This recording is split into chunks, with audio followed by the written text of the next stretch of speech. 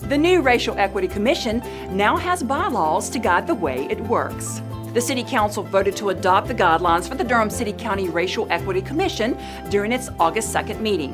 The Durham County Board of Commissioners had already approved the bylaws in June.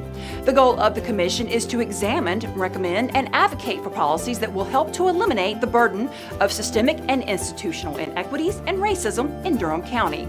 The advisory group will include 17 members. 7 of those will be residents appointed by the Board of Commissioners, 1 of which will be a young person between the ages of 16 and 24. Another 7 will be appointed by the City Council, which will also include a young person. And the last seat will go to 1 youth enrolled in Durham Public Schools that will be selected by Durham Public Schools or the city's Office on Youth. The commission will meet at least once per month. Addressing the needs of Durham's youth and businesses continues to be one of our top priorities. That's why providing financial support to organizations like Made in Durham is so important. Made in Durham is made up of educators, businesses, government, youth-serving nonprofits, and young people. Its mission is to enable all of Durham's youth to complete high school and gain a post-secondary credential so that they can begin a rewarding career by the time they're 25. This is especially relevant right now to minimize the impacts of the COVID-19 pandemic on the academic progress and emotional health of our young people. That's why we're providing $100,000 in funding to help expand the use of the template for Made in Durham's BULLS initiative to key industries. The initiative was originally established to create a talent development pipeline for local life science careers. For more information about this work, visit madeindurham.org.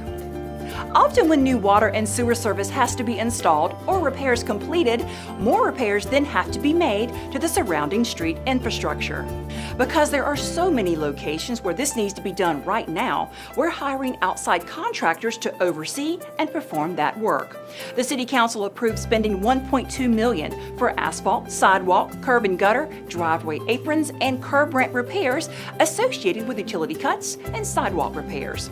This work will be done at more than 350 locations throughout Durham.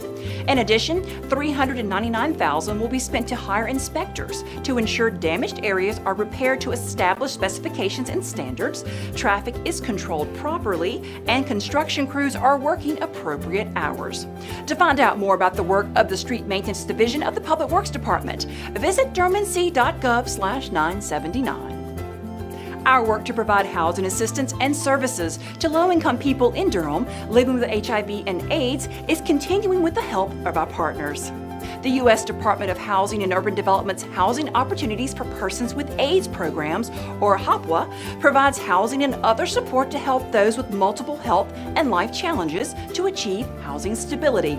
In Durham, this is done through tenant-based rental assistance, which is administered by the Durham Housing Authority. Short-term rental, mortgage, and utility assistance, as well as other supportive services, are also provided. The Durham County Department of Social Services oversees the case management for this assistance. The Housing Authority will receive $636,000, and the Department of Social Services will receive $582,000 over the next 2 years for their work. For more information about the HOPWA program, visit HUD.gov. The search for our new police chief is progressing right on track. City Manager Wanda Page and the firm leading the search have selected 11 out of 42 applications received from all over the country to proceed to the next step in the process. The applicants will now take part in a telephone screening and writing exercise this month. Based on those responses, the top 3 to 5 candidates will be selected to participate in structured interviews that will be scheduled for early to mid-September. Meetings with police department staff and the public will also be announced that same month. The goal is to have the position offered by late September or early October, with the selected candidate possibly starting by late November. To find out more about the police chief search and timeline, go to durhamnc.gov/4519.